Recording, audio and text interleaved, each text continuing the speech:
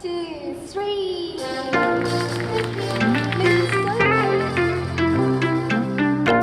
There was no time like the present for the world's biggest watch and clock fair to open its doors, sellers and buyers from around the globe marking the moment with Hong Kong industry leaders. A record more than 820 exhibitors from 24 countries and regions, including newcomer Lebanon, showcased their timepieces at the Hong Kong Convention and Exhibition Centre.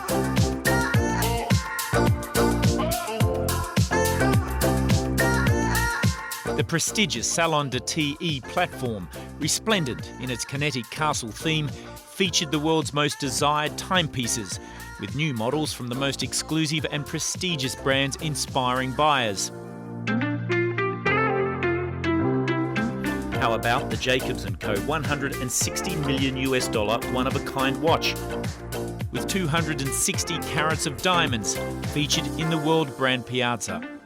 Showcasing limited edition, rare and prestigious pieces, the Piazza was just one of 5 themed zones at Salon de TE.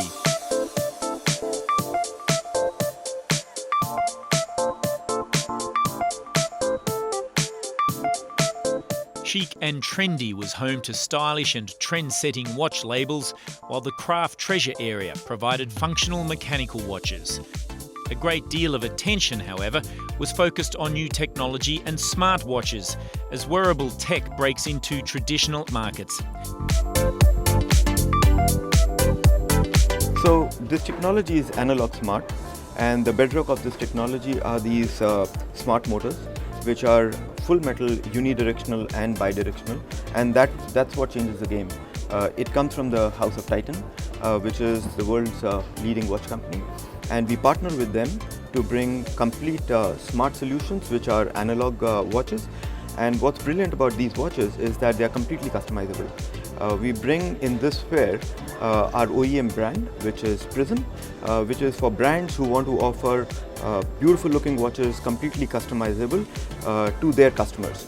With manufacturing bases in China and Switzerland, Kaha is setting its sights on a future where wearable tech spreads to a new demographic and an increased sense of fashion as markets break away from traditional suppliers like Apple.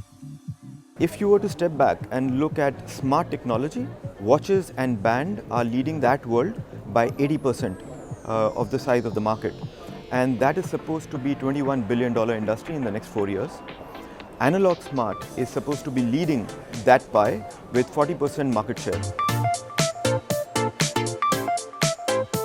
Organised by the Hong Kong Trade Development Council, the fair also provides global manufacturers with a front row seat to key Asian markets. Companies from recognised watchmaking nations like Switzerland report continued upswings in trade in Hong Kong and China, with Hong Kong's market growing by 0.5% this year and up 21% on the Chinese mainland. Asia remains a main market for the Swiss watch industry, the first market, especially Hong Kong and China. And we still see great potential for the Swiss watch industries in this market, especially in China. There is a lot to do for the Swiss brands. And it's a proof also that Chinese people like Swiss watches because they buy watches not only in the mainland, but also in Hong Kong when they come to Hong Kong to make shopping. Despite its long-standing brand power, the Swiss industry can't afford to be complacent with new competitors, greater variety of choice and more instruments of time available to consumers. The main challenge is to convince people to buy watches because you can live without watches today. You don't need to have a watch in order to have time because you have time everywhere. So we have to convince people that we produce attractive watches, that they will have pleasure to wear these watches.